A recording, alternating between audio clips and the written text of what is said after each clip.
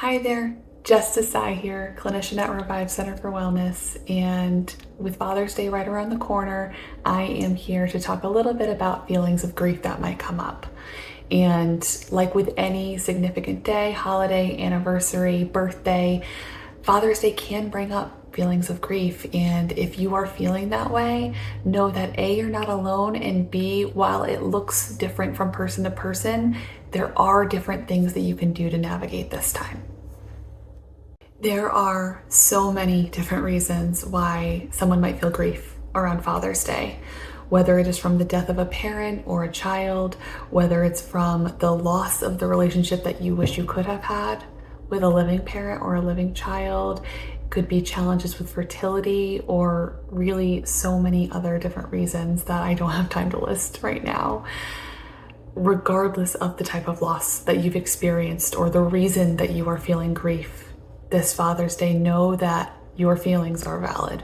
What your grief looks like this Father's Day also can look very, very different from person to person.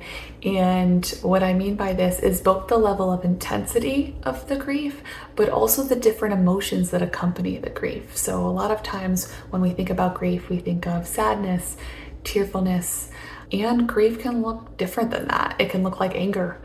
It can look like relief. It can look like confusion. It can look like laughing and sharing memories of the person. It totally depends on the circumstances, the relationship, and a lot of different nuance and contextual factors. But allowing yourself to feel whatever it is that you are feeling without judgment is the most important part. As long as you are safe, it is okay to feel whatever you need to feel if you're experiencing grief this Father's Day. If you're feeling overwhelmed by your feelings of grief this Father's Day, that is also completely okay and might be indicative that it is time to call in some backup. Whether you have supports in your life and you feel like you have a trusted friend or a trusted family member that you can go to for some support, that might be helpful. If you don't have these supports in your life, or you don't feel comfortable going to these people, it also might be an indicator that reaching out to a therapist or another professional for some help navigating through these often challenging and complex emotions is, again, completely okay and encouraged if you feel like talking it out might help. When we talk about how there's no right way to grieve, sometimes people are more action-oriented with their grief, and sometimes it can feel better for those types of people to do something with their grief. And if that sounds like you, this Father's Day, it might be a good opportunity to experiment with that. And what that might look like, again, is highly specific to the type of loss that you've experienced. But sometimes people find it helpful to honor or memorialize the person or the relationship that they have lost. And again, that can be very highly specific and personal, but sometimes people will engage in their favorite activity that they used to engage in with the person or the relationship that they've lost. They'll write a letter.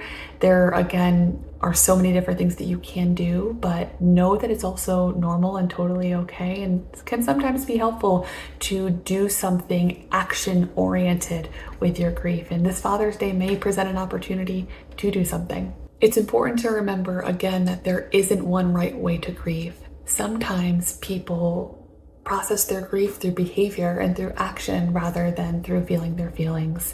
And if that feels like it aligns more with what feels best for you this Father's Day, that's also completely okay. Some things that might work for you is to engage in some sort of memorializing or honoring activity for the loved one or for the relationship that you have lost. Some people run marathons. Some people engage in the hobbies or activities that their lost loved one used to do. Whatever that looks like for you will be highly specific to your relationship with your grief and your relationship to the loss that you've experienced. But again, it might be an interesting strategy to try out if you haven't already, is engaging in your grief through action and through behavior this Father's Day. Regardless of how you're experiencing grief this Father's Day, whether it is allowing yourself to feel how you need to feel without judgment, whether it is reaching out to support, whether it's through people in your life or a professional, or if it's through coping behaviorally and doing something to memorialize or honor your loved one, It could also be a little bit of all three. Know that your grief is valid and it's a normative human response to loss.